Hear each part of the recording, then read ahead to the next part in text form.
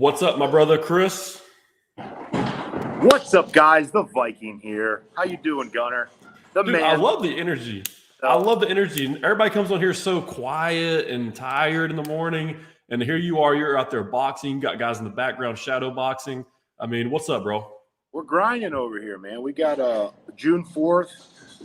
Mike Englert is a guy I train with, probably one of the best men I've ever met in my life. Does so much for the community here in Rock Hill. He lets me train here for free. Kind of a mentor of mine. And he's got a fight for the WBF North American title here in Rock Hill, June 4th. And he is the oldest man to ever compete for a WBF title. So he's making history, competing for one of the three major sanctioning belts in boxing. So it's a big deal. He's a Green Beret in the National Guard. It's a really cool, exciting thing. I'm just super happy to be a part of it. I've been helping get ready, sparring. We did 6 rounds yesterday, and we did 6 rounds Monday.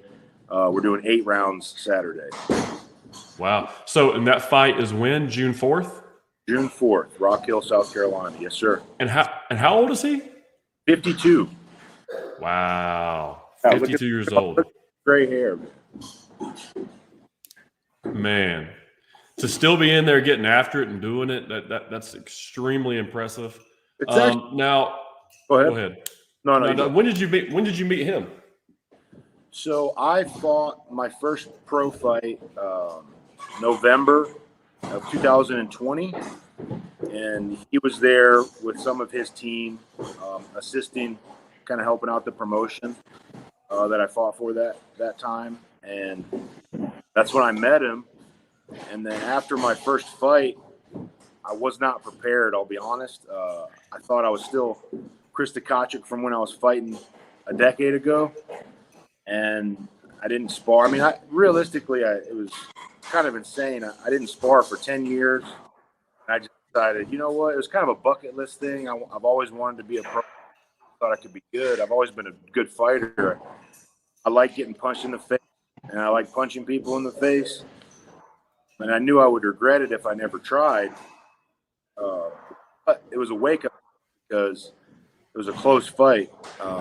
If I hadn't got a knockdown in the 3rd round, it probably would have been a draw. So I got my nose broken in the 4th round, which was awesome. There was blood everywhere. I loved it. Right.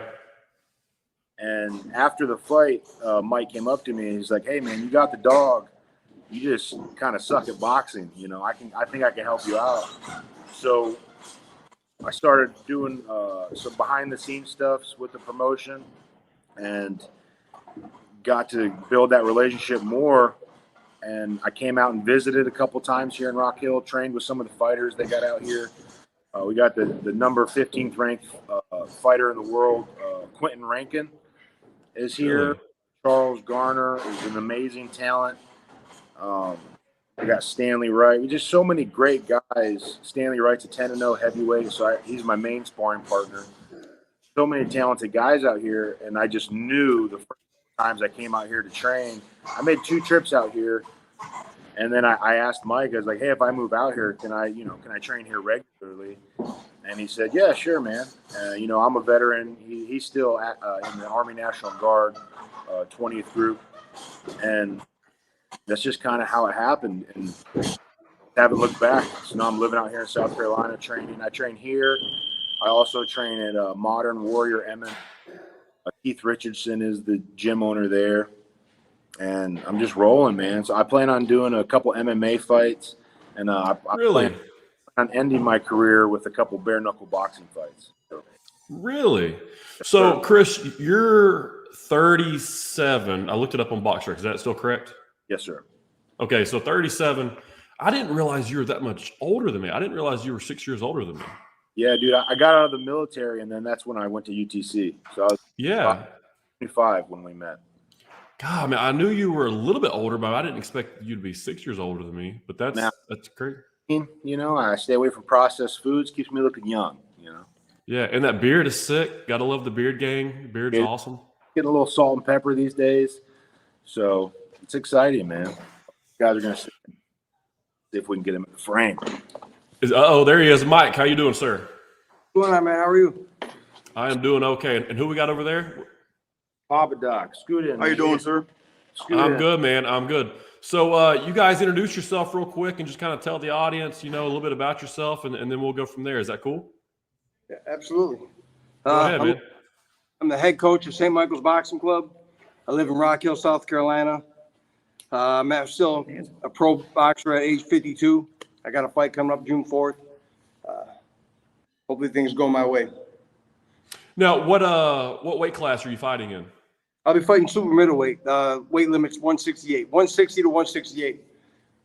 I'll be. How's the guy you're fighting? I don't know. I know he's a big puncher. He has his wins all but one are by knockout. So I know he can punch. That's about all I know about him. Well, hey, man, best of luck to you. Go get that belt. That's impressive that you're still doing it at that age. That really just shows that if you take care of yourself, man, that you can do things as long as you want to, right? I mean, age is just a number as long as you're taking care of the body and doing the right things. I'm glad you said that. We say that all the time. Age, it is just a number. It's how you live your life, and we'll see. Yeah, I've seen some 20-year-olds that live a really hard life that probably couldn't get in there with you and hang. So I definitely understand that. And it's in Papa Docs. Is that the other one we got? It's Logan. Yeah. We call him Papa Doc. Real name. There we go. Assistant coach Antoine? here. Yes. Gotcha. Money bags. No, don't listen. Coach and train other fighters, and Charles Gardner, Stanley, and the rest of the rank when they're here. And you come every day after work. I get off at work at 5 o'clock, and I'm here. Train to about 7:30 every day. So Now I see your badge. Are you a cop? I am. Awesome. Really cool. How long you been a cop? 13 years. Really cool. Really cool. You see a lot of that in boxing gyms. You see a lot of law enforcement kind of be involved. In Chattanooga, obviously you got guys like, Andy and those guys that have the gym down there, and they do good things. And they always have the boxing, or the cops and the firefighters. They always have the guns and hoses and all that stuff. So that's a big deal. Do y'all do something similar up there in Rock Hill, South Carolina? We're trying to get it started. Our whole gym is run by off-duty police officers. So there's probably 7 or 8 of us that come in here part-time after work, different shifts. Are you talking about Andy Smith? Yeah. Oh yeah, great trainer. I know Andy trains Roger Hilly. He's well known across the U.S. Oh yeah. So yeah, Andy, Roger's been on the show several times. I've went and watched him fight. He's an excellent fighter. I feel like he should probably be doing a little bit more things, maybe trying to, I don't know. How do you do that in boxing? Like, what's the game? I know that you definitely got to get a good record to kind of build your resume up, especially if you're a younger fighter trying to, take this thing by the horns. Well, what are your guys' advice to guys out there that want to get into boxing or combat sports to kind of get their name out and also to get them on the right path for success? How does that work? Find yourself a decent promoter and always be in shape. Because if you don't leave the amateurs with an Olympic medal or a national title, no one's going to try to groom you. So that phone, you're going to get a phone call maybe 2-3 weeks out from a fight, and that's not enough time to prepare if you're not already in shape. I tell all my guys, look, man, be in shape. That phone can ring at any time. We don't want to come to the gym to get in shape. You know what I mean? We want to be in shape, and just 2-3 weeks have to turn it up, then we're good to go. Conditioning. I talked to these guys yesterday about conditioning and heart. You have to have heart in this game, but you have to be in shape. And I always tell my fighters, look, if I dropped you off 8 miles in the middle of the ocean, heart can get you so far, but you got to be in shape to make it to the shore. Conditioning is very important. There's guys, and history will show you, there are people that had heart and conditioning beat great fighters. Jake LaMotta beat Sugar Ray Robinson. Carmen Basilio beat Max Schmeling beat Joe Louis. They were in better shape at that time. They had the rematch, and Sugar Ray just aired them all out. He was like, I made a mistake. I got a little relaxed, but you can't get relaxed in training. You have to be ready all the time. You stay ready, waste time getting ready. So what does training look like at Rock Hill Boxing Club? I mean, you got the 15th ranked guy in the country. Like, what's a training day look like? It's near death. So we have, every other day is a hard day for us. We come in, we warm up. We have a bunch of exercises we use. We have a medicine ball. We actually call it the Adderall. It's the worst thing I've ever done in my life. I got Chris the Viking that walks towards you with that 15-pound medicine ball, and you have to keep him off you and punch him. You know, if he gets super close, then the workout after that, you're going to pay the price. So keep punching, keep moving, and it's just a miserable time. We do the mitts. We do a lot of anaerobic here. Your aerobic days are your easy day, your long runs and your shadow boxing. But anaerobic, it's 100% fast, hard punches. It's just a miserable time. But we always say this here, you know, it's too easy. Don't quit. And it's better to be uncomfortable in the gym than uncomfortable in a fight. You know, so here's where you don't learn how to fight in a fight. You learn how to fight in the gym. That's where you get in shape. You're not going to get in shape being in the ring when you're fighting. You're not going to learn anything when you're in there except maybe a little bit of experience. Everything you do comes from the gym. Your conditioning, your boxing IQ. So the gym is probably the most important thing in boxing. When was the first time you stepped in the gym for boxing? What year were you born, sir? 1991. Well, shoot, 1981, November 6th, 1981, I walked into a gym in Rochester, New York. So 40 years. All three of us weren't born yet when he. Yeah, I'm going 5. That's crazy. Crazy. 41st year, 42nd year in boxing, and I just love it. It's an addiction. It gets in your blood. Now, did you fall in love, I guess, initially with the training and just it being hard and the grit and having to get through to the next day, and then eventually falling in love with the sport of it and the competition? Or was it just you always wanted just to get in there and fight and compete? It was the competition side. The first day I walked in the gym, this skinny little Puerto Rican kid, he's actually one of my best friends now, beat the milk out of me. And I just, every day I was like, back, I'm going to fight this kid. So it was the competition side. I didn't care about the training or the conditioning. I just wanted to fight him. That's all I wanted to do. But then as you start getting in boxing, you know, man, I could do a lot better if I actually learned how to punch. I learned how to jab. Oh, man, if I actually did some road work, I could do a lot better. You know, but I'm a competitive person by nature. Everyone that plays sports, you have to be competitive, especially you guys play college ball. You have to be competitive. You know, you are a pro wrestler. You have to be competitive. You have to take that serious. You can't be a fat slob and be a pro wrestler. Shoot, man. Right.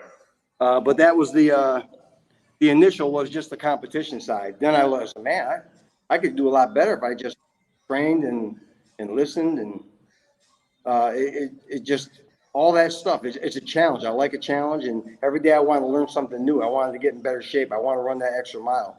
And that's what we do with our fighters here. You know, hey, you did 15 minutes of sprints today. Next week it's 18 minutes. And if you're slacking, we're going to do 25. So I mean, push it out.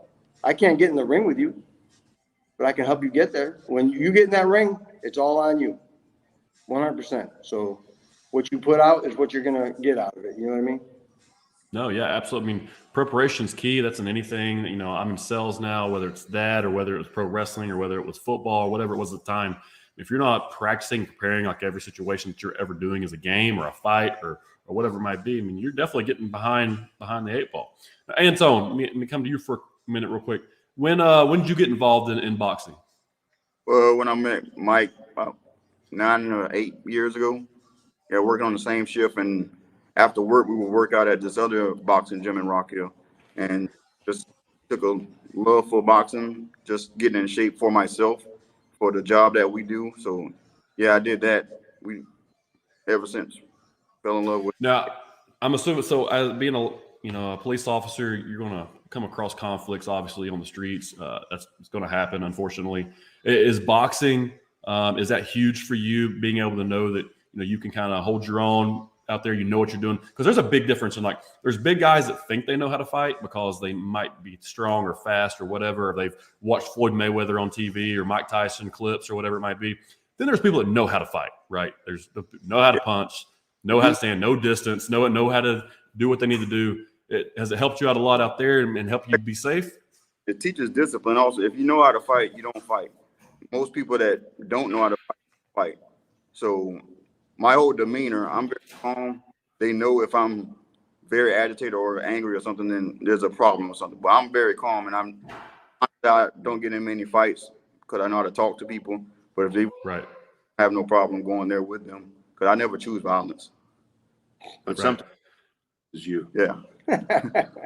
Hey, that's a good quote. Hey, Chris. All right, let's get into this. The Viking. Obviously, I've known you for years these days, and I love to see that you're pursuing your dream. And now you said that you always like to get punched and get punched in the face, and you're aggressive, and you've served the country and all this stuff. Like, when was the first time you ever maybe not got into a fight, but stepped into a boxing gym? Was it prior to this, or was time I ever stepped into a boxing gym was in the Air Force. I trained with the Air Force boxing team a little bit. I wasn't a boxer. I was a martial artist.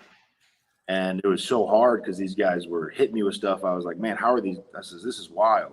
So that was the first real introduction to boxing. I had done a lot of different stuff before that.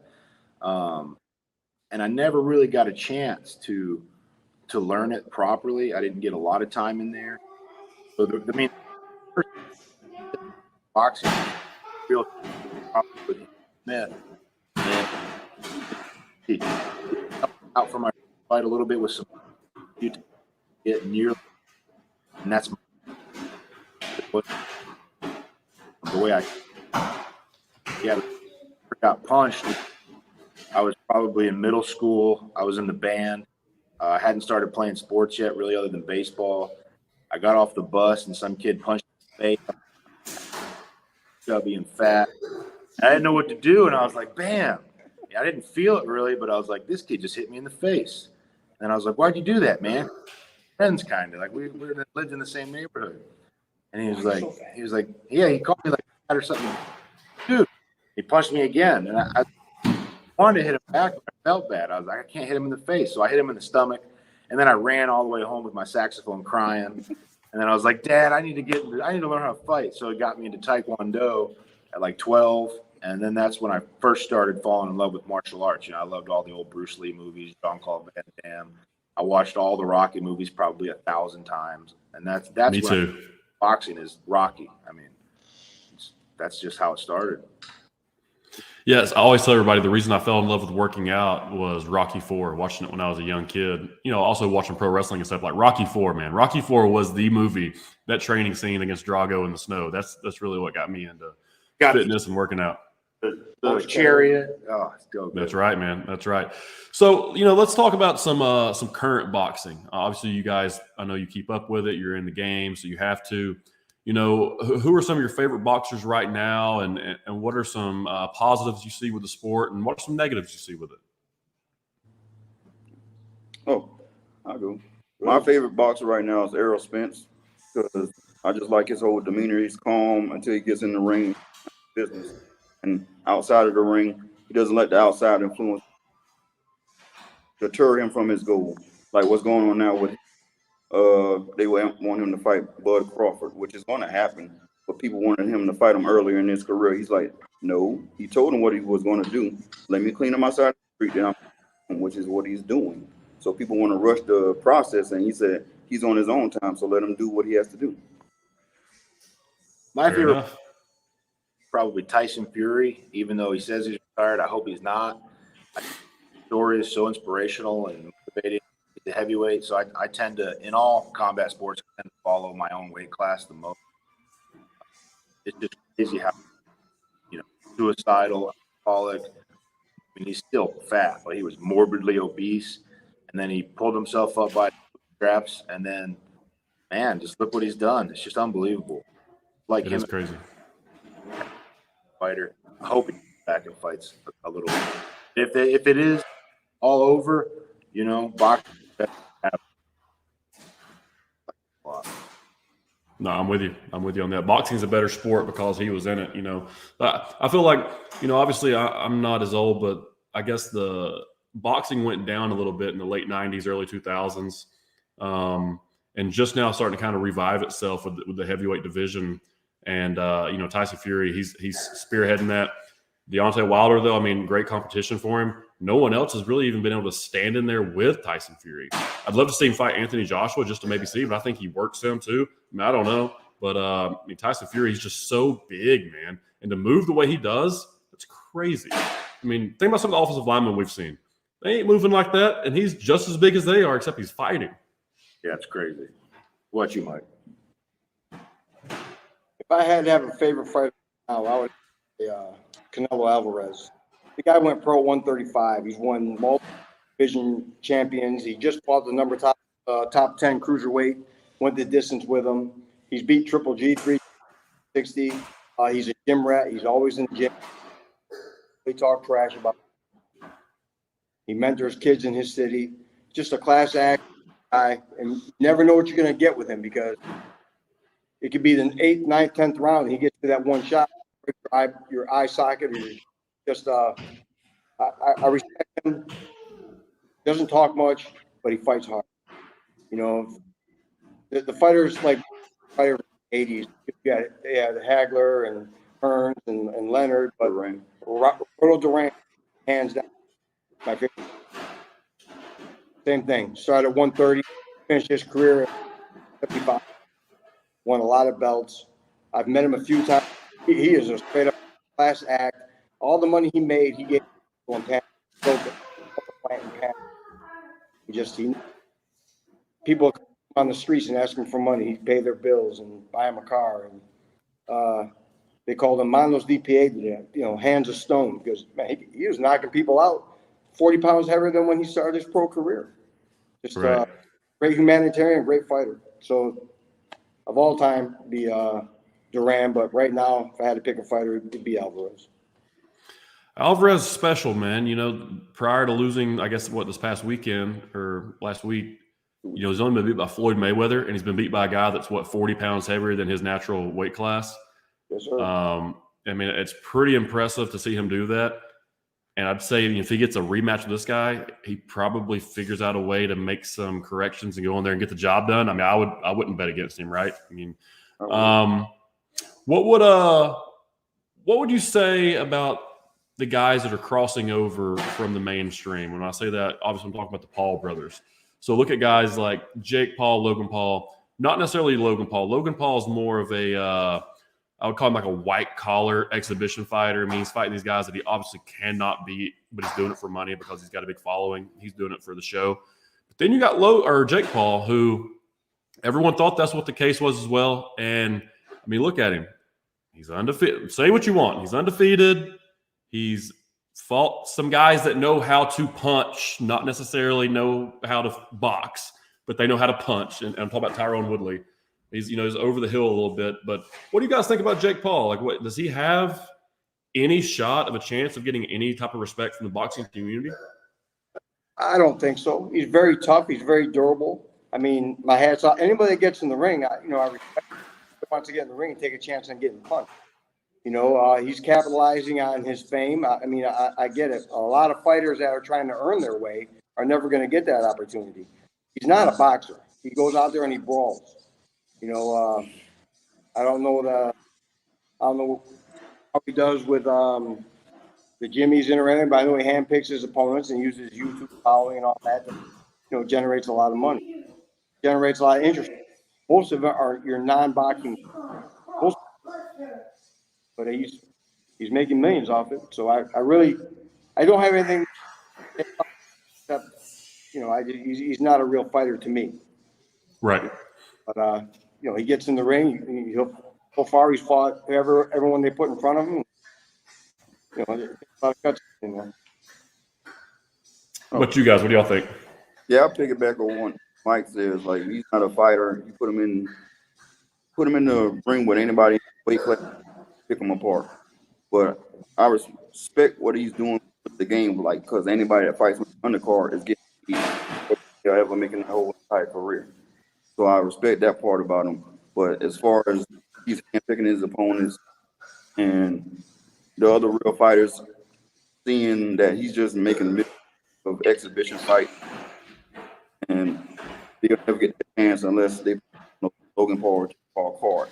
So it's just that some people support by just bring with anybody and not fighting a real fighter. It's just put him in the weight class and just see how good he is. He'll never get that opportunity if they can, by all means, call up whoever in it, and he'll find out real quick he's not a fighter. I respect what he's doing for women's boxing. That's something UFC is really good with their branding. Fighters in the UFC get other women combat sports on ever. I mean, it's unbelievable. They have names, recognition. I mean, you got Ronda Rousey going to WWE now. I mean, people know, the average person walking around knows a lot of female fighters. Probably can't say that about female boxing, but I really respect that. And if you look at any boxer's career, fighter's career, usually they're very good competition. So his first fight, I get it. It was like, oh, let's just. When he fought Ben Askren, can't punch himself out of a paper bag, so I knew Ben Askren was going to get knocked. His only real challenge was Tyrone Woodley, and like way smaller than Jake Paul, so he's not fighting people his size. But that was a legitimate test. The future world is a past champion, Tyrone Woodley, so that was a test. But when he gets in there, if he ever gets in there with a real boxer, I think he's going to get extremely exposed. But yeah, but I mean, he's bringing a lot of new fans, getting a lot interested in boxing that were not have been in boxing. So I think in the long run, it generated a lot of new boxers. I just hope they stick around. Don't leave once the circus is over, you know. Sure, no, yeah, I'm with that. Would you say that Tommy Fury is a real boxer? Yeah, Tommy Fury's good. He's still young in his career. He's probably got 100th of the skill that his older brother has. He's not even should be. I mean, the only reason he should be mentioned in that category is because of his last name. But we'll see. You know, Tommy parties. I don't know if he takes boxing as super serious as he should, but he's still young in his career. I would like to see that fight. I do think that would be a better challenge than any fight he's had so far. Yeah, me too. I'd like to see that or him versus Anderson Silva. I think that would be good. If you're going to fight UFC guys, go fight one that's got some boxing experience that's undefeated as a boxer, and go get Anderson Silva. And I think if you want to get an old man in there that is a UFC guy and try to keep doing that, I think that's a good one. That's the fight to make. Yeah. And I think Anderson Silva smokes. I mean, you see what Anderson Silva did to Chavez Jr. and then also Tito Ortiz. Like, Anderson Silva's no joke, man. If you take away like leg kicks and taking him to the ground and those light gloves, you give him 8-ounce gloves and give him a little bit of a chin, Anderson Silva can still go, man. Well, Anderson Silva originally was a boxer and kickboxer. He wanted to do boxing, but MMA just provided him with the opportunity at the right time, and then he's the GOAT to me. Anderson Silva, greatest MMA fighter of all time. Okay, that's it. So, do you guys follow MMA other than Chris? I don't, not as much. Very little, just because I don't have a lot of time. I mean, I got you. Myself training fighters, you know, I'm like when I can. If I had more time, I probably would. I mean, those guys are warriors. I mean, I can't imagine the workouts that they do. We have an MMA guy here, Keith Richardson, and his girlfriend Taylor Starling. They're ripped. I can't imagine the workouts that they do. And when you're fighting, I mean, I wrestled a bit in high school. I can't imagine wrestling and having to punch and kick. That's that's crazy. 5-minute round, too. Yeah, crazy. Yeah. So, what rounds do y'all do? 3-minute rounds as professionals, or is it 2-minute? Three. Now, what do you think about women's boxing only doing 2-minute rounds? Should they go to 3 minutes as well? If they want to go to 3 minutes, they can go to 3 minutes. I respect them enough to get in the ring. Certain title organizations have them fight 3-minute rounds. I don't know why they do 2 minutes. It was just, I think it's some amateurs. But a lot of these female professional boxers, I don't think they care. Yeah, I think it should. They don't care. They just like men do. Yeah, I think it should be 3 minutes, and I guarantee you most female boxers. Yeah. Because it's kind of disrespectful to me. Girls need 2-minute rounds. Like, I don't like MMA. 5 guys, you know what I mean? Right. Well, if anything, girls usually have a better cardio system. So Right. If anything, they should have longer rounds than the guys because the guys carry more muscle and they're going to blow up a lot faster. Correct. Exactly. Spot on right there. So what else you guys have going on other than in boxing and law enforcement? Is there anything else you guys are doing, or are you just all tied up with that with all your days and then just kind of hanging out and in between? Pretty much. boxing's a full-time job, especially if you want to compete. You know, right now we're training fighters. We're actively working on getting a National Guard boxing team together. We're just waiting for approval, and that would be huge. You know, all the military branches have it. Now we're going to put a reserve component with an amateur boxing team that could compete in national tournaments in the Olympics, hopefully the Olympics one day. And they're going to train out of our gym here in Rock Hill. Really cool. Really cool. So you'd have a National Guard boxing team. I guess they would just box each other, or they would go around and fight other National Guards or other Guard units. They'll have qualifiers just like a regular military team. They'll qualify to make the National Guard boxing team. And then they would end up being here on a set of orders to train for national tournaments. We hope. I mean, right now I work for National Guard Bureau. I'm up there helping with retention issues, and what's better to recruit people, combat sports. I mean, I want to combat involved in combat sports to go to combat with me. Shit. Right. You know, I want that warrior, you know, talk about warrior ethos and leadership and discipline. Where else are you going to get it besides, where else can you get it better, I'm saying, than from combat boxing and wrestling and MMA? No, I mean, you're absolutely right. So obviously I was an athlete my whole life and still try to stay, you know, as active as I possibly can.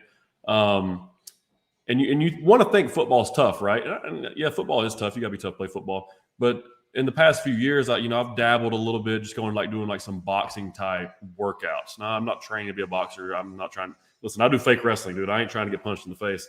But I'll leave that to you guys. But I've done the boxing and sparred a little bit with some guys, and it's extremely tough.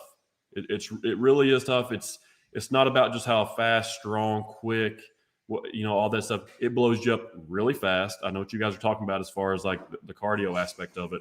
And you can't just like, I guess when you're sparring, you can't just, leave your foot off the gas. If you don't go all out all the time, like once you get into, like I've done like a couple like 3-minute rounds or whatever with some guys, and where you kind of just messing around a little bit in the gym, you're not hitting the heavy bag or whatever like you should be doing, or doing the jump rope or running or whatever. Then you get in there and you do a 3-minute round, and it feels like literally 20 minutes. Has that ever happened to you guys? Absolutely. Every week. That last round of training every day feels like it's an hour. Especially when you're getting punched in the face. Yeah. Like if you're not, right. Fatigue will make a coward out of a lot of men. Once you can't keep your hands up and you're taking shots, it's a long 3 minutes. Being in shape is one of the most important things. Yeah, no, I'm 100% with you on that. That's anything, conditioning with anything. I mean, anyway, so I like to compare everything that I do kind of on here because this is on LinkedIn. It's a very business platform thing. I like to compare everything I do to sales and promoting and business and stuff like that. So obviously, Rock Hill Boxing Club and the St. Michael's Boxing Club is a business, right? Business. How does the business side of the gym work? Well, St. Michael's Boxing Club is a nonprofit. I don't charge anybody to come in my gym. We just work a lot of overtime to pay the bills. When I was an amateur, I couldn't afford to go to a gym. I'm not going to, the way boxing is in my life, I'm never, ever going to charge a kid to come in that can't afford it. Even kids that can't afford it, we don't charge. The business side is the promotion company, and the professional side, I don't know. I really don't have much of an overhead there, just because my fighters get paid to fight. And Chris is going to start a promotion company with boxing, so I think a little bit more, alleviate costs for bringing fighters along. But I really love the amateur. I'm only training pros. I was guys being amateurs. You always fight the best. There's no grooming somebody or building somebody. You go to a national tournament, it's the elimination tournament. Boom, boom. You get to the finals, you're fighting the second best person in that tournament. That's why amateur boxing is the most competitive. It's 9 minutes of war. It's miserable 9 minutes, let me tell you.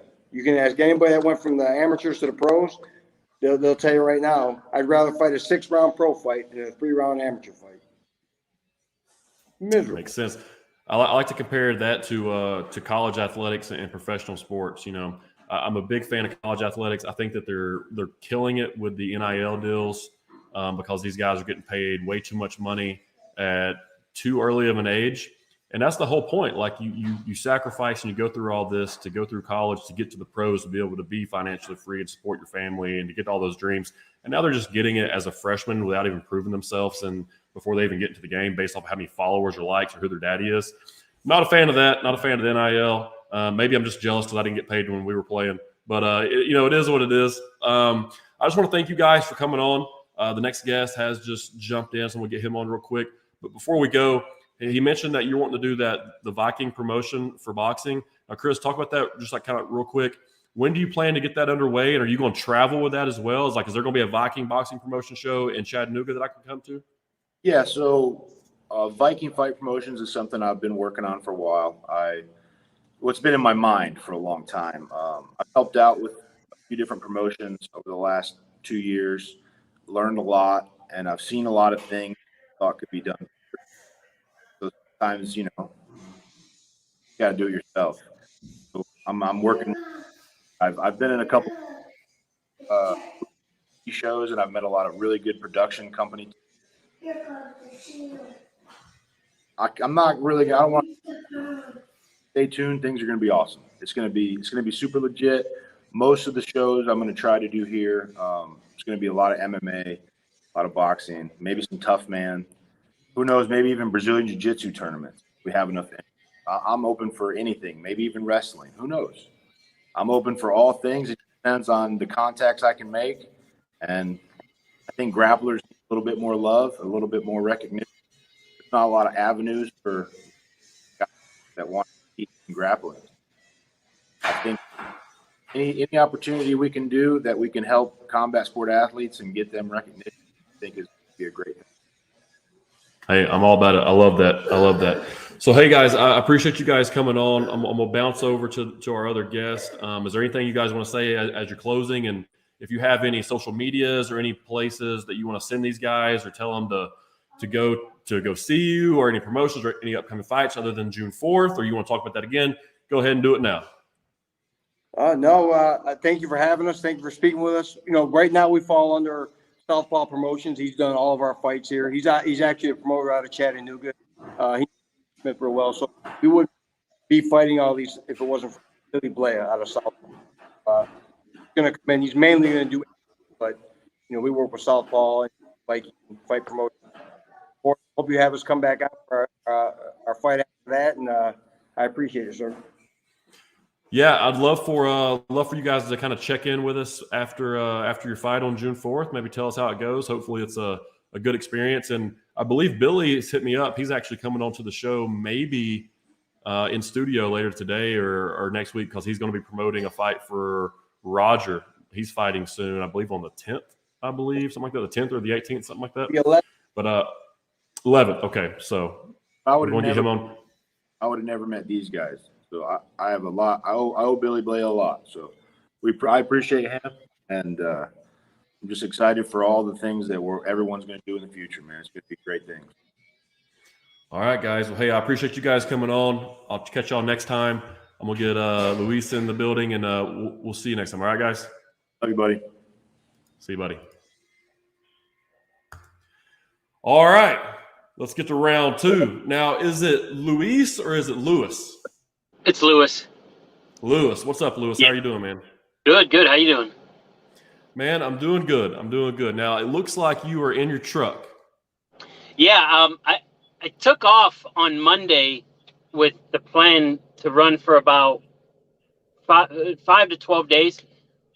My wife and I forgot that this weekend was Memorial Day weekend, and we actually planned because she has time off to get away with the kids.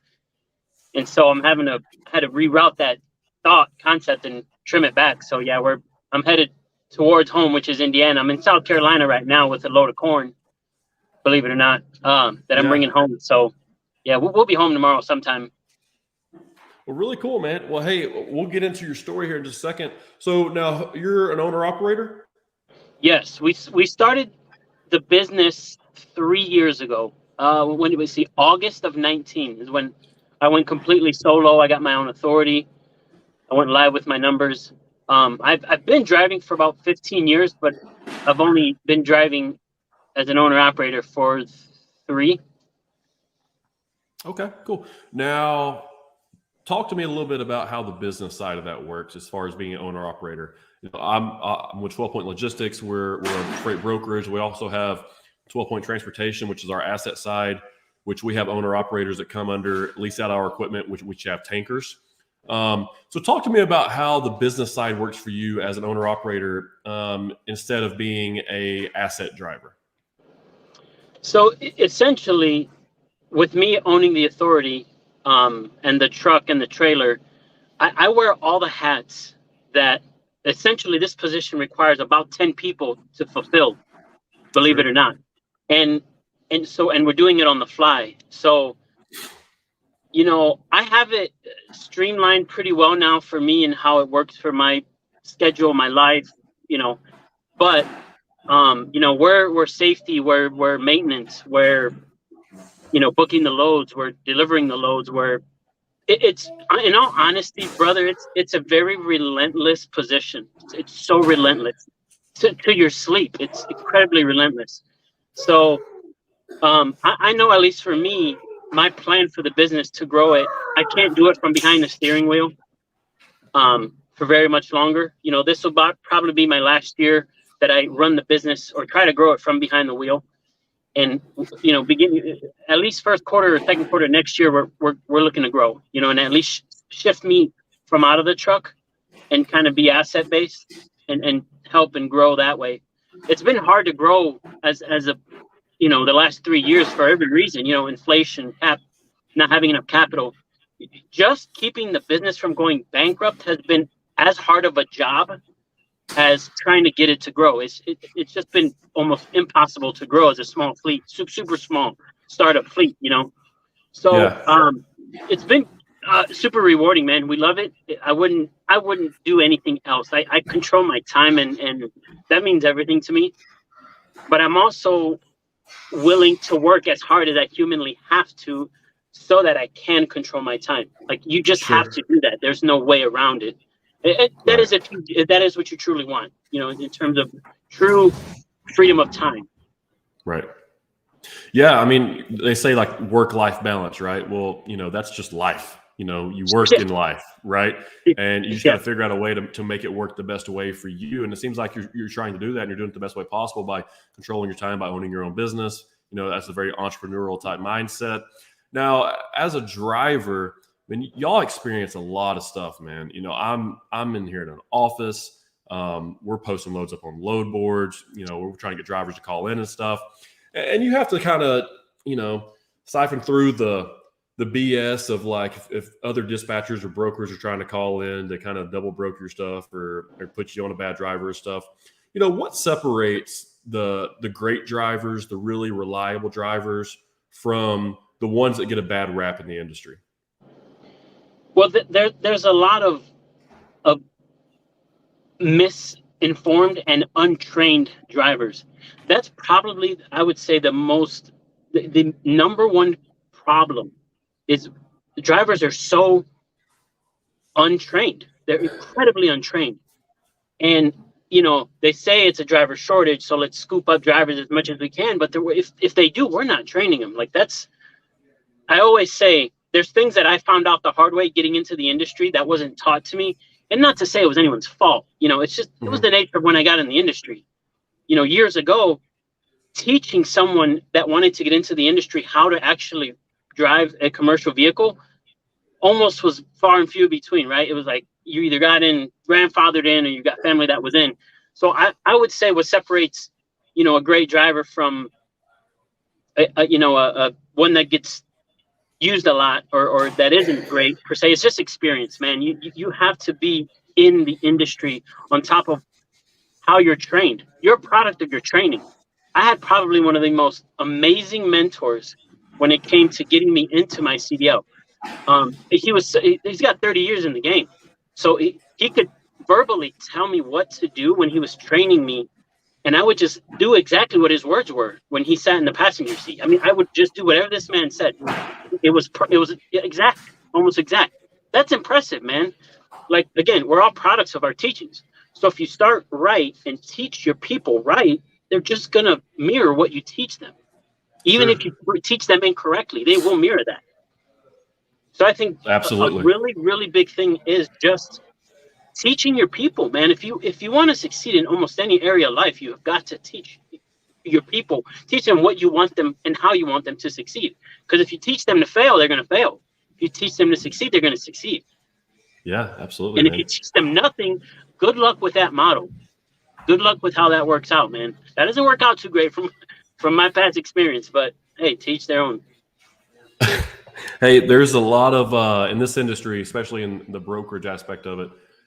The game is, hire as many people as possible, Right. see which ones pan out, get rid of the rest, keep the ones that are halfway decent, and let them keep doing what they're doing.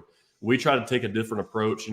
We're a startup as well. This company was started up in, late 2018, 2019, and we only have right at 19 employees. That's including owners and everybody. So we really do, we hone in our training, and we really do focus on that a lot, especially on the sales aspect of it and the operations aspect of it. So I see what you're saying on that. You got to be trained. You got to have your people bought into what you're doing. And it sounds like you're doing that. Now, you said you're a small fleet. You're just one truck, right? I had 2 trucks, and I sold that truck and went into this truck, yes.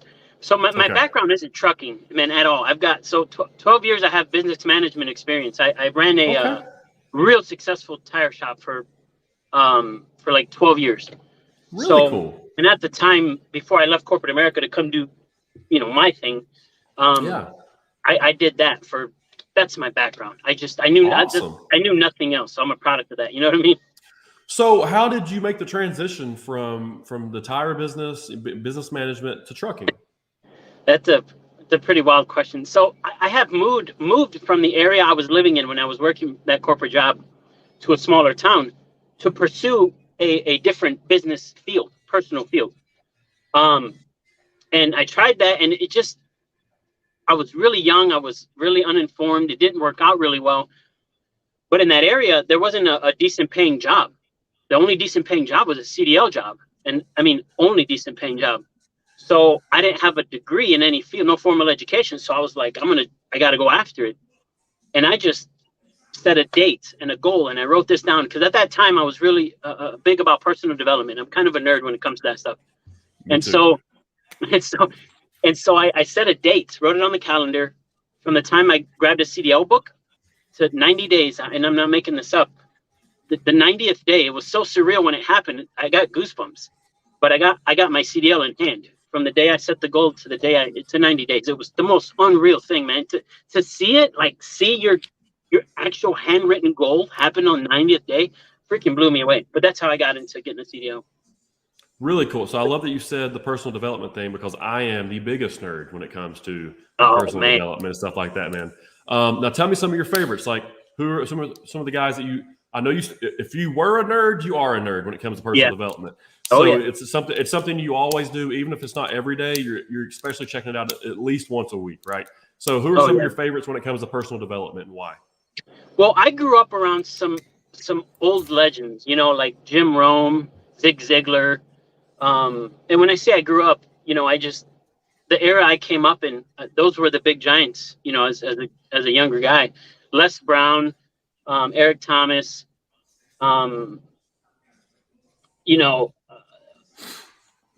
guys like that. I grew up around their stuff. I live by one of my most favorite quotes by Vince Lombardi. He's got tons of them, right? But he said one that I've almost shaped my whole being around. And he said, I am not remotely interested in just being good. Well, I'm a literal thinker. When I hear something, that's literal to me. When he says I'm not remotely interested in just being good, brother, that applies to literally every aspect of life. Like, yes. I don't do what I do because I think it's a cool thing. Bro, I'm home away from my family five days a week. For the first year I ran the business, I was only home for 34 hours every weekend for 1 calendar year. That shit's hard. Like, it just is. But it wasn't about, the hard part of it. It was the reality of, I have to do this because I know what the end game is. I know what the long picture is, the big picture is, right? What it's creating for my family and what I have to do. Most people almost don't want to pursue their dreams or become successful because they don't want to do the hard things. They don't. There's some level of sacrifice that is required to be successful. Some of it, sacrifice has to happen somewhere in that process. The difference between those, that are great or average people aren't willing to sacrifice anything. Great people, if they are willing to put in and sacrifice things, will achieve greatness in the process. It's inevitable. You got to grind. That's the part of success and just being an average person. And again, this takes me back to Lombardi's statement. He says, I'm not remotely interested in just being good. That applies to so many areas of life, man. I'm that way. I'm just not. Like, average is not cool to me. You don't stand out. You don't get noticed in the workforce. You don't get a pay raise. You don't climb that ladder of success being average. You just don't. And not that there's anything wrong with that. There's a place for everybody in life. And in order to make the big picture work, someone has to lead, right? Someone has to lead. Someone has to follow. Or we could be, leaders where we all have someone we need to look up to, right? Or we want to, or be inspired by. I love someone I'm inspired by. Absolutely do. I don't care what shape, creature you are, male or female. I'm always inspired by human behavior and how we work towards things. So for us, grinding is inevitable. It's essential. It literally is to get to where I know my family will be and the business. The direction I want for the business, it's so hairy, man. It blows me away sometimes because I'm like, my issue isn't I can't grow. My issue is capital. Sure. Like society, the surrounding society, you name it, inflation, fuel, fill in the blank. Growing has been tricky for all small companies. It's been incredibly tricky. It's almost been impossible unless you had a serious amount of cash sitting there. Sure. Now, you said you was a company driver for 15 years, correct? No. I drove Class B for I want to say a good 10 years. I didn't have my Class A, which is a tractor and trailer, for about 4 years now. Oh, wow. Okay, so you jumped in pretty much right when COVID was happening. And that's exactly when I started the business. So COVID laid us off for 8 weeks with no pay. And I looked at my wife, and my wife was like, she hit me with the most unreal question. She's like, why don't you go work for yourself? And I was like, hold up. What do you mean? Hold up. What do you mean at work for myself? Like, no one's ever told me that, let alone my wife, my own wife. Right? And I said, I was like, you're going to have to give me some time to think about this. And I said, okay, I either go to work or I don't. And I said, babe, if we're going to do this, we're going to jump. Financially, bro, it was the hardest thing we've ever done. In all honesty, it maxed out the credit cards. When I say we're all in, we dipped in the 401. Like we had no choice. We made the decision to go all in. And at that point, that's when I knew failing backwards was not an option. I had to fail forward, right? Big difference. You're going to fail. Failing is inevitable, right? Fail forward. Don't fail backwards. Failing backwards, no growth and no process happens. Right? Yep. So fail forward. We're going to fail. It's inevitable, right? If you want to succeed, you're going to fail. You got to swallow that. Accept it. But fail forward. So, that's a lesson. So, I grew up playing football, played football in college. So one of the things you always hear in football, I'm not sure if you're a big football fan, but one of the things you always hear in football is if you're a running back, right? When you get hit, it's okay. If you get hit behind the line, that's fine. Fall forward. Never get put on your back. Do whatever you have to do to fall forward. You can get hit 2 yards behind the line of scrimmage for a loss of 2, but you can turn that into a no gain. You can get 2 more yards just by falling forward. So that's big when it comes to failing as well. And I just did a whole video the other day on failure and all my failures. I said, I am just one big failure. 31 years on this planet, and all I've done is fail. But the reason that I am where I am right now is because I keep failing and I keep trying to take one more step after I fall. Broken necks, not getting jobs for different interviews. I do professional wrestling. I had a big tryout with WWE, didn't get that.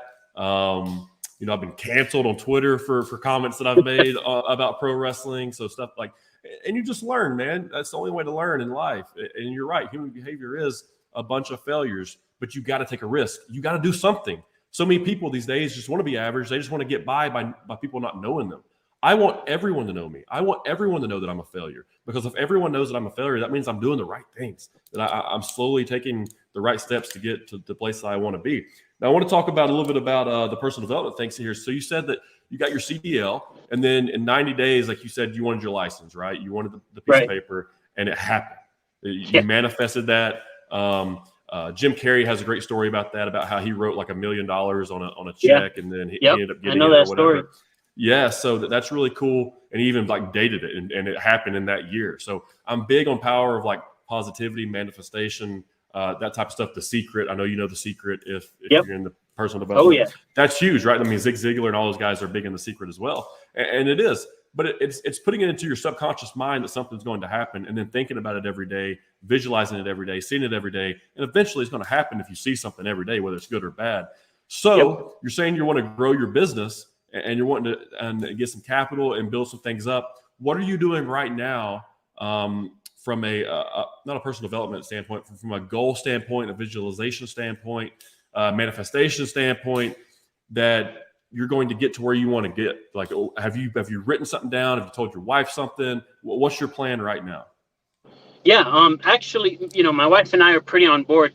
Growing the business is a family life decision. It isn't a Lewis again versus my wife decision, because my wife's got as much invested in this financially as I do. So I call her the lead financial investor. But anyway, this year we know we're not going to grow the fleet, but first quarter and second quarter of next year, we're moving forward with that idea. I know what I want to do in terms of what I want to do first to grow it. We just know this year we have a lot going on. We're adopting our daughter internationally. So there's been a lot of things going on this year, and growing the business has had to been put on the back burner, if you will, because that's priority. Getting our girl home is absolutely priority. So we know this year I'm going to continue running the truck because I know what I can generate behind the wheel, and we'll keep running it this year, build our capital up. We got a lot of good things in place. Credit score, the business credit is tracking this way, right? Or this way. Sure. Yeah. So everything is tracking the way we want it to and need it to. So in terms of this year, main goal is get our girl home. So I want to talk about that. So TJ is the one that put us in contact, and he reached out to me on LinkedIn message and told me, just the spark notes of your story, and that you'd probably be good to come on here. And I haven't had a chance to talk to any drivers on here, to be honest with you. So you're the first driver, and I kind of want to do more of it just because y'all are the massive aspect of our industry, right? That they can say, we want assets all we want. Bro, you want drivers. You want people in the truck driving. You can have as many assets as you want, but if you don't have somebody, pressing the gas pedal, you ain't getting nowhere. Exactly. So tell me a little bit about the story about adopting your girl, where you're at in the process, and kind of what people could do to possibly help you out there. So kind of go into that direction. And I want to hear the whole story, man. I'm very interested. I'm curious about everything. We actually, my wife brought the idea of adoption to me. I want to say 3 years ago. We have two boys. I have a 4-year-old and a 3-year-old son, Javi and Micah. And, they're boys, they're awesome. But I got fixed after our second son. Our first son was colicky, or Javi was colicky. And our second son was very opposite of him, but we were content. Right. But my wife has always had this passion to either work in an orphanage of some sort, and I adopted that, you know what I mean? And then a couple of years ago, she brought up the adoption idea, and I said, I fought it at first, and I was like, because I'm happy, right? I got 2 kids, I got my boys, and I said, I'm happy, but then I felt at the same time God just tugging at my heart. He's like, you're capable of helping people. And I was like, dang, all right, God, I got you. All right. So at the end of the day, it just came down to, we would take in as many kids as our house could hold, in all honesty. But as a male, I had men things that would get in the way and cloud my memory. And I said, it ended up becoming pretty fast after that. She introduced us to, there was a boy we were interested in adopting through this agency. That ended up falling through, and we thought maybe God just shut that door. And then 2 months later, while we were visiting that boy, there was a group of teens that were here in the U.S. doing a 3-week visit for other families to come and see them and possibly consider adopting them. Mhm. There was a girl there that I remember meeting, and I was very impressed with her. She was a very well put together, quiet kid, but I wasn't there. We weren't there for her, right? We were there for the boy. Well, fast forward, my wife goes, "Hey, what do you think about adopting Danny?" And I said, "Danny, really?" She goes, "Yeah, she's been in the agency since she was 7 years old, and she's just turned 14." And I said, "Oh, you got to be kidding me!" And right there, it hit me. She hasn't had parents since the age of 7, and she's a great kid. Don't get me wrong, great kid. And right there at that moment, we knew, hey, we're gonna try this. We're gonna move forward. Well, things just started clicking left and right. People, started sending anonymous donations that made it real evident that, hey, you guys need to move forward with this. So we are about 75% of the way along. And the total cost to adopt internationally is around 30 grand, all said and done, from start to finish. And, we've had to do a lot of out-of-pocket expenses because there's a ton of paperwork. Like, there's a lot of background checks. The amount of paperwork is nuts, but necessary, right? I get it. Sure. So we're about, like I said, almost 80% of the way there. We still have proceeds that we need to raise. And what's cool is it's a write-off. To any small business owner, any business owner, it's literally tax deductible. And I will share the link where you guys can see our story with you. Maybe when I get off here, I'll send it to your LinkedIn. And if anyone can share and help bring her home, it would be super, super cool, man. Yeah. Try not to get emotional. No, absolutely, dude. But you should like you're gonna for kids to go through this life on this planet without a mom and a dad, man. Like, even just having one of them is extremely tough. So my fiance, she's from Samoa, and and I see your flag in the back. She was in the Marine Corps, and so I was playing college football, and she was in the Marine Corps, and then she came to Chattanooga, and that's where I was born and raised, and we just happened to meet, and now we've been together ever since. And she had at the time he was 2, just turned 3. And, I've been with him ever since. And, now he's 6, about to turn 7. And you can't let a kid go through life, man, without a mom and a dad. They've got to have both of those because they're so important. Like, that's the yin and the yang, man. Like, you can have one, and there's a bunch of, single parent raised children out there that have made it. But if you also look at the stats, a lot of single parent raised children, they don't make it, man, or they struggle. And it's just that identity issue. And dude, hats off to you. So much respect to you for doing that and taking that responsibility on. And I'm going to do everything that I can to help you share that link and share that word, and to help. I'll donate as well. Because that's a big step, man. That's a huge step. Yeah, it's we're excited more so than we are, anxious. The adoption agency we're going through, they have an endless amount of tools and resources to prepare us for pretty much adopting a teenager overnight, right? They have a lot of content, a lot of really cool stuff, and at the end of the day,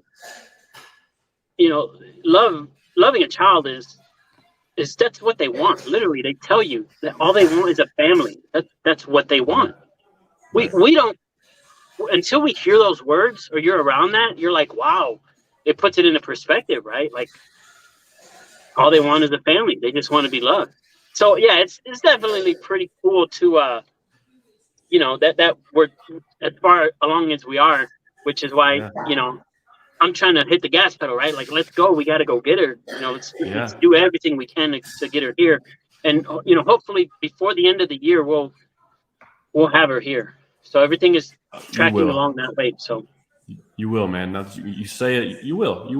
Now that 30 grand, does that have to be paid like in full for that to happen? Or is it like is it like buying a house or a car or, No, it's over the course of it. We've probably raised easily at least 10 grand of it.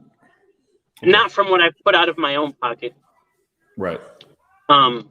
So if I include what we paid out of our own pocket, you know, we probably have 20 grand into it already. Okay. I got you. So we're about 10 grand away from getting that done, right? Right. Right. Okay. Awesome. Well, hey, we'll try to definitely get that done. I mean, I don't know how much this show can raise, but whatever it can raise, man, is better than anything or nothing. Right? Yes. Yeah. All Um, anything, a buck or whatever, it doesn't matter, man. Yeah, man. Now, were you in the Marines? My brother was. I wasn't. My brother's a former Okay. Marine. That's why I rocked that for him. He Yeah, man. he's the youngest of us. So, you know, when he went, he was young, you know, and Sure. when he went, we didn't know much of what happened, didn't have much communication. You know, he did a tour in Iraq and saw some pretty gnarly stuff. You know, Sure. things I would never know exists, you know, unless you have family in it, right? And when he came back, you know, he grew up on us, man, and it was wild to see him go from what he was to when he came back to what he is now. You know, Yeah. just grew up fast, but awesome. You know, it was a really cool thing to see him come back a man. It just was, Sure. you know, and Yeah. that's for him. So No, that's awesome. You got to represent, man. You got to support. You know, Tia, so that's my fiance, and since meeting her, you know, I've met several Marines, and all of them, man, are just for the most part squared away. Like it's something about they're very independent. They just know what they want. They know how to attack it. They're very Yeah. task oriented, and she's in logistics as well. And dude, she's good at whatever she does. Like whatever she does, she's just good at it. And like. She probably gets on to me all the time. I know she does, like making the bed and stuff. She's like, make it a certain way. I'm like, I don't know how to. I was a football player, bro. I don't know what to do. right, My bed never was, but I didn't even change the sheets. What are you talking about? right, So, yeah. But all right, man. So let's talk a little bit more about trucking and the whole game. What's your week look like? I mean, I know you say you like to get out for a little bit. Like, are you over the road? Like, are you know, from Vermont to California, or you like to stay southeast? You regional based? What do you like to do? Yeah. So when I started out, I ran open board everywhere. I went west, south, north, east. The last year I've been still somewhat OTR based. Again, I follow the rates. It's kind of how I run is really based on the rates. What markets are running what I need to get. And I honestly just stay the Midwest. I chose to go out this week out south because my truck was in the shop, you know, and that repair bill was about 10 grand. So on top of what I didn't generate, that repair bill was 10 grand. So essentially, you know, I'm 20 grand in the hole in terms of realistic numbers. So I know if I run hard, I can generate that in about 12 to 15 days. And so keep going. I chose to go out this week, you know, to rack up some miles, you know, because it's rates being down. The reality is you got to run miles. It is what it is, you know, and as long as you're smart about, you know, knowing your numbers and smart about fuel, and you got to be very, with rates and everything, fuel being up, you got to be very, you know, streamlined with your numbers. But at the end of the day, you're not making money sitting at home. You're not making money sitting. You've got to run. It's the raw reality, the sucky part of it, you know. Hopefully you put up some cash when rates were up, because for those of us that did, we're not going bankrupt. You know what I mean? Right. Mm-hmm. And those that didn't put some cash up are hurting right now and are filing for bankruptcy. Sure. So talk about that a little bit, because, you know, as soon as COVID happened in 2020, up until I guess, man, probably about like 2 months ago is when we kind of started seeing the rates starting to go down. Rates went crazy, like the craziest rates ever.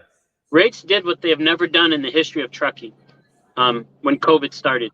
So COVID created what I call was a perfect storm for this industry for the first, I want to say year and a half. They stopped manufacturing, which obviously raised the demand. Consuming never stopped consuming.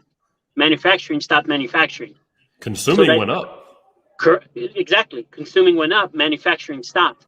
We burned through our stockpiles of what was manufactured, and now we're trying to play catch up. So essentially, that created the perfect storm for the transportation industry.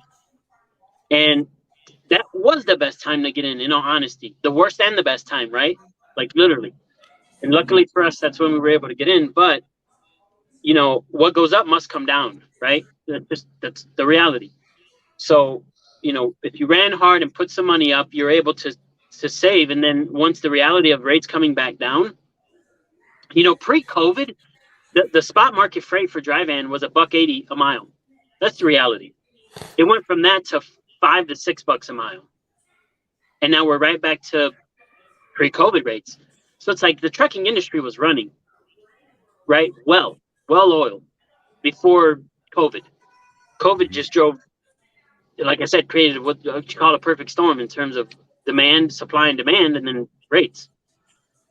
So with it being back down, you know, it makes sense why truck fleets are considering EV going electric. You know, it makes sense for regional areas. You know, it's a whole different subject, you know, to be honest with you. But for owner ops now, you just have to know your business. If you're going to get in, you have to, if you want to get in and succeed, you've got to get around someone who knows the industry, or, you know, get around another owner operator, pick their brain. You know, if they can see that you have a general interest in it, we're going to give you our time. You know, we don't give our time to anyone, right? Because Sure, yeah, it's super valuable, right, on both sides. yeah. But absolutely. Anyone that does want to get in, either get in with a company, and then again, this is how we are going to grow next. You know, we have a lot of oars in the oven, if you will. You know what I mean, in terms of how we're going to grow, and we're excited about that. But yeah, transportation is never leaving. It's how everything comes and goes in this world. It just is. It's never going to disappear. It's how the world turns. Yeah. So yeah, we'll never. I don't know that I'll ever leave the industry. You know what I mean? If I do, I'll just move from behind the wheel into, you know, a brick and mortar and literally start organically and grow it that way. Right. So you said Midwest when you're talking about places you kind of like to run, and I'm assuming that's so you can get home, you know, when you can, if you need to. Right. What states are you considering in that? Because when you talk Midwest, a lot of people talk a bunch of crazy states, man. Some people just think it's the middle of the country. So, like, when you're talking Midwest, what are your preferred lanes? Oh boy, when it comes to states, so all your, you know, Indiana, Ohio, Illinois, you know, Pennsylvania, West Virginia, Tennessee, Kentucky,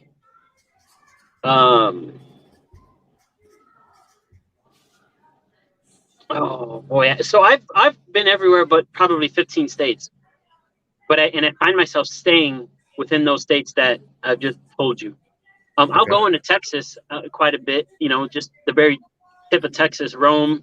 I don't like to go south of South Texas much at all. I'm authorized to go into ports. I don't do much port work because I've heard too many horror stories. That's just me. You know, you lose a lot of money in the ports. You're just waiting. And as an owner op, that's a death sentence. So yeah, you can't do that. Yeah, no. So Florida coming out is never fun, but typically you get good going in.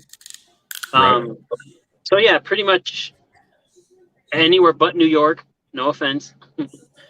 I don't blame you. Definitely not the island. I don't go up, you know, up to Rhode Island. I'll cross states just because I've never been there before. But that'd be the only reason. Gotcha. Okay. Well, I mean, I'm just kind of thinking about some of the freight that we have when I got you on here. And you drive a 53 drive-in? Is that what it is? Yep. Gotcha. Swing doors, roll doors? Swing doors, vented. Awesome, man. Air ride. Cool. What type of weight do you like to stay around? You like to be around like 38 and not push it too much, or do you get all the way up to like 45? I'm 45 right now. 45.3 is my max. So the truck can handle it, no problem. My truck can. Yeah. I don't. Right.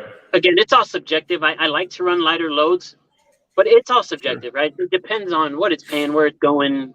You know, I'm out here to work, so. Yeah. No, I got you. Now, you said you're hauling some corn, right? Are you hauling like canned corn? No, it's bagged. It's in dry bags. palletized. Cool. Yeah, I'm taking it up to Tipton, Indiana. Tipton's pretty close to the house, so Yeah. I came out here really light. Really? Yeah. Now, do you get a lot of your freight from brokers, or do you get your freight direct from shippers? I have one direct-to-customer relationship that I got about 2 months ago. Good. Super cool, man, right? Because that's why you're out here for, is to get to that point. Sure. And I've got brokers that I work with. I'm probably set up with the top 10 carriers in the market. I've got really good relationship with them. There's no shortage of work at all. Like zero. The work is, the emails I get on a daily it's nuts. Needing 50 trailers here, needing 50 trailers to this lane. And I'm just like, it's almost drives you crazy because you're like, I'm ready to, like, I want to grow, but I can't, right? So, yeah, it's a good spot to be in, if you will, where as long as my equipment's working, it would never have to stop rolling. You know what I mean? Right. Mm-hmm. But I need sleep. So, yeah, it's moving pretty well right now. Now, as far as being owner operator and the dispatching aspect of it, and another thing I want to talk about too in a second, remind me, don't let me forget about this, is like the tracking aspect. But so as an owner operator, are you, when you're in your downtime or when you're taking your break or whatever it might be, is that when you're looking for the next load? Is that when you're planning everything? Well, I've done this enough to where essentially, yes, when I'm either in a dock or I'm shut down for the night, I'm looking to see what the next load is. And if I haven't, sometimes I'll have it planned out. Sometimes I'll have my week planned out, and sometimes I won't. I like to run spot market freight because, if you wait long enough, let everybody, take what's there early on. I ran some filler loads, just by waiting. Sure. Waiting can be uncomfortable, believe it or not, in this industry. When you're driving, it can be super uncomfortable. But if you know the market and you know the industry and you have a widespread thumbprint with customers and relationships, you almost pick and choose what you want to do. At least for me, essentially, I've got such a good relationship with brokers and carriers that I'm texting people and I'm like, hey, you got anything around here? And he's like, oh yeah, I'll land loads just from texting buddies, friends in the industry, brokers in the industry. Yeah. And they'll send me stuff over. So yeah, I've got a good relationship with brokers and carriers now to where that's essentially, for me, that's how it is. The Midwest is the Fort Wayne, Indiana is actually the most centralized location for all inbound and outbound freight in all the United States. Really? I didn't know that. Literally, it is the most centralized location. Huh. So I had zero clue about that. So yeah, so in terms of trucking companies, it makes sense why there's a lot of startups in that area. Yeah. Yeah, we have a bunch of brokerages in Chattanooga, and I guess asset companies as well. But I think it's because of our internet. We have the fastest internet in the country in Chattanooga. Yeah, that's so wild. So they're like a bunch of companies from Silicon Valley, a bunch of people from California, New York. They're all coming to Tennessee, and they're specifically coming to Chattanooga because we have EPB, which is the only one in town, and we have the fastest internet. They call us Gig City. It's crazy, man. I never would have thought that Chattanooga would be the place to have that, but it is. They call us the gateway to the South for a reason, I guess. Yeah, there's a lot of stuff. I noticed there's a lot of, within the last 3 years, a lot of stuff really coming out of that area, Chattanooga. Yeah. Mm-hmm. Yeah, it sure is. All right. So the tracking aspect of it, when I jumped into logistics, so a little bit on me. I jumped in 2014, right out of college football. Had no clue what logistics was, zero clue about it. Right. My buddy's dad was the president of a brokerage. His name is Johnny Jones, Lipsy Logistics. I don't know if you work with them or not. Oh, Lipsy, yeah.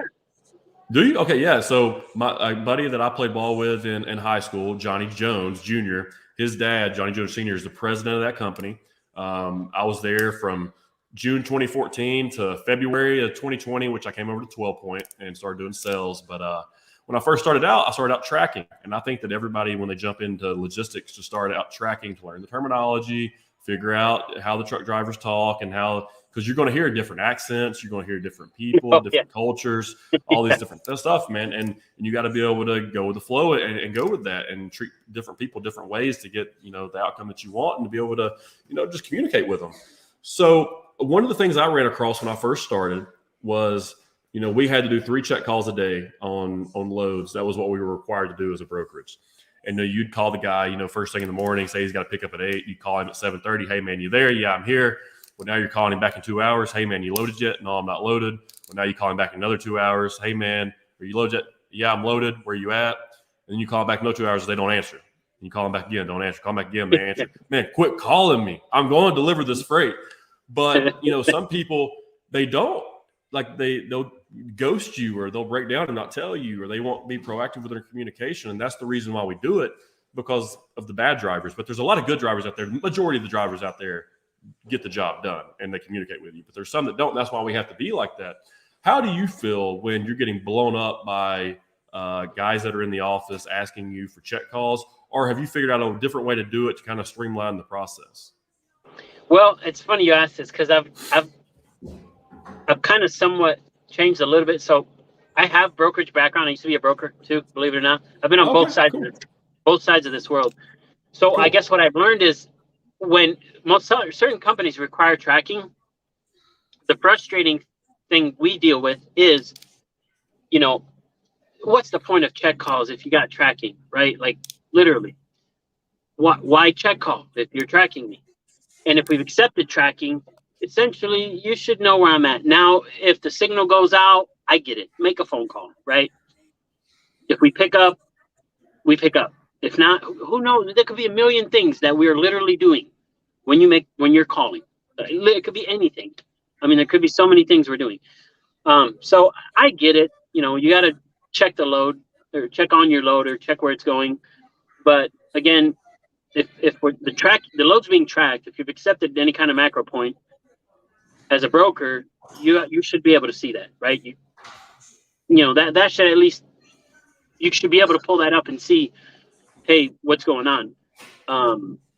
If you need to make a call in a day, I get it. If you need to make 2, I get it. It'll be up to the driver if they can pick up, or if you think it's a questionable, if it's a new carrier you're working with, it makes sense. You got to call them a couple times, because they're new and you haven't built that relationship yet. Sure. But it's just a part of the industry. Yeah. So as far as tracking software goes, you mentioned MacroPoint. I'm familiar with that. There's other ones out there too. And this is another complaint I get from some of the drivers, or that I hear from our operations team, is they're like, dude, I've got MacroPoint. I don't want to download Trucker Tools. I've got MacroPoint and Trucker Tools. I'm not trying to do text locate. Do you have a favorite tracking software?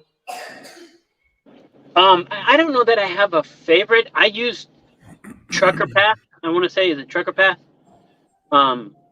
And I like that because it offers a lot of things. It offers scale houses, it offers parking, literally it's like a one-stop shop, right? So that's why I use it. And I'm not sponsored yet. Trucker Tools. There you Path, go. Trucker Path. Anyways, but that's, I use that. I only use every other tracking because every other carrier that I work with uses that form of tracking. So I've got 4 kites, I've got MacroPoint, I've got I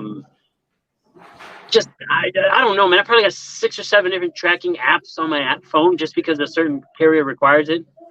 Yeah. It doesn't matter. It is what it is. My phone can handle it. I'm not tripping about it. Right. Track away. Just part of the deal. Part of the deal. Part of the business. So. Yeah. It's fine. So cool. So you would just say, hey, if you're talking to a broker, and that's kind of what I'm preaching here to guys that are just not getting into it, have been doing it a certain way for a long time, or maybe they're just an old school mindset of, hey, technology's not here, just call these guys all day. Would you just say, hey, figure out a way to get them the tracking link, and put drivers that are maybe only willing to do that on freight, and then just let them do their thing and only give them a call maybe when they're supposed to be there, or if it looks like the signal's out? Is that kind of how you would play the game? Right, because as much as brokers are looking for quality drivers are looking for quality brokers. So you don't always, as a broker, want to be like, oh, I want to book this load because I found a driver. Right. That can bite you in the butt down the road. Yeah. So find quality quality drivers and carriers as much as you're trying to book a load, because it's about sustaining this industry. It's not always about getting that next load, right? You'll burn out. Sure. You'll burn people out. That concept Sure. will burn out real fast. So definitely just communicate, listen to drivers, take some time. I know it's hard in the broker industry to take time because it's all about book. But, when you can, slow it down, slow your people down, inform them more about what happens on the driver's side. There's a lot of moving parts on this side that we're dealing with as opposed to a broker's dealing with. They're dealing with typically just that load at that time. And then, they can get set up and on. We're loaded. We got 10 hours worth of driving to do. And again, it's just relentless out here between distracted drivers and everything that's going on aside from us trying to deliver our load. We spend half as much time dealing with distracted drivers. Sure. And I'm talking cars, vehicles. Right. So distracted. It's insane. It's so frustrating some days. Yeah, I can only imagine having to drive that big vehicle around all the time. I would lose my mind on some people. So I drive a truck, and I sometimes just want to be like, dude, get off your phone. Just what are you doing? And what drives me crazy the most is the cops. The cops that drive around on their phones or on their laptops drive me crazy. So because we set higher, we can see just about everything. And I mean everything. So yeah, it does get frustrating when people are so distracted because they're on their phones that we have to be defensive. Like every day, this life it's a defensive driving type of life. That gets tiring. It just does. It's like after being gone a week, I'm done. I want to go home. I don't want to deal with this stress, that you deal with every day. But at the end of the day, I love what I do. You know what I mean? I wouldn't be doing what I'm doing if I hated it. So. Right. Well, that's good, man. That's good. I want one more thing. I know you're busy. You probably got to get the load somewhere. Quality broker. You mentioned, we're looking for quality carriers, and quality carriers looking for quality brokers. What is a quality broker? What makes a broker stand out above the rest? A couple things in all reality, but the main thing is honesty. The sad thing is, if I can sniff out how dishonest you're being on a phone call, nothing fires me up more. Nothing fires me up more when I know you're being dishonest, when you're lying. Give me an example. Brokers will tell you, they'll say, they'll book a load with you and call you back half an hour, saying, hey, the customer, had an issue at pick. You're not going to be able to pick that load up today. And I'm thinking, oh, that's interesting. They give it to another driver. And I'm like, that's interesting because I'm in the dock right now, literally getting loaded. And he's like, oh, you are? Oh, I didn't know you were going to be there that early. I said, yeah, I wanted to head that way because I knew a storm was coming and I didn't want to get caught in it.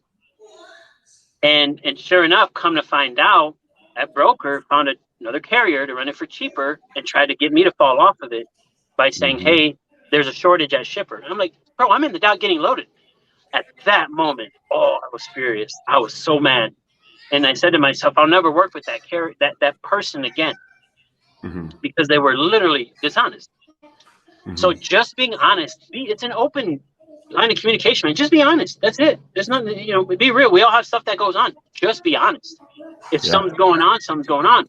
If it's an issue of rate, let's talk rates. Let's talk numbers. What are you trying to be at? What do we need to be at to run this load? Yeah. Just honesty. Pure honesty will get you everywhere in this industry. There's people that are going to be deceitful, dishonest, and cutthroat. I don't care to do business with people like that. I just don't. I don't care. I don't care what side you're on. If that's how you choose to run your business, I'm not going to be in business with you. There's a way to do this honestly, deceitfully, but still have some integrity, right? Because we all have to grind. Freight's got to get booked. But there's no sense of being dishonest about it. It really is. Just be honest. Be upfront. Yeah. So honesty's key. I'm with you on that. That's in anything, man. I think that's the whole breakdown of communication in general in this country is just honesty. Like for everybody just say the truth. I mean, that's politics in general. Like just speak the truth and we'll all be good.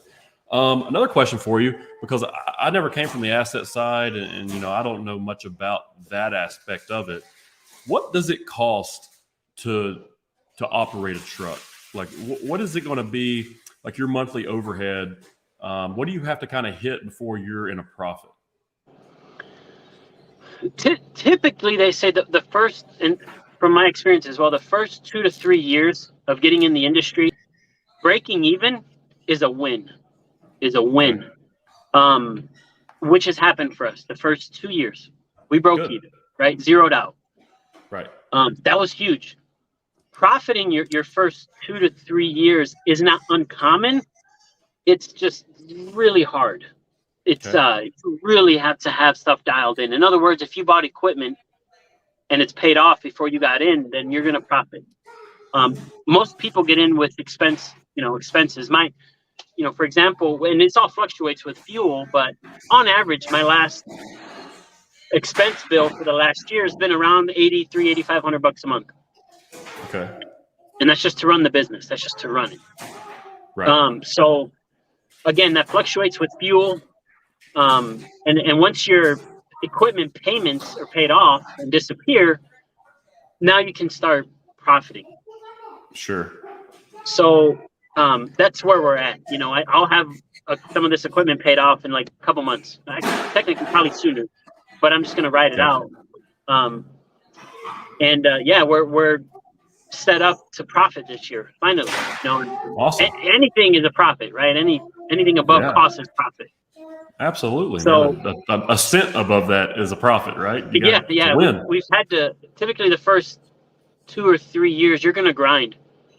Yeah. And it's gonna show you what you're made of. You're either gonna grind to succeed or you're gonna grind to go bankrupt. That's the reality with the industry, with the transportation industry. So about 8,500, you got to cover to where then you're making money. Right.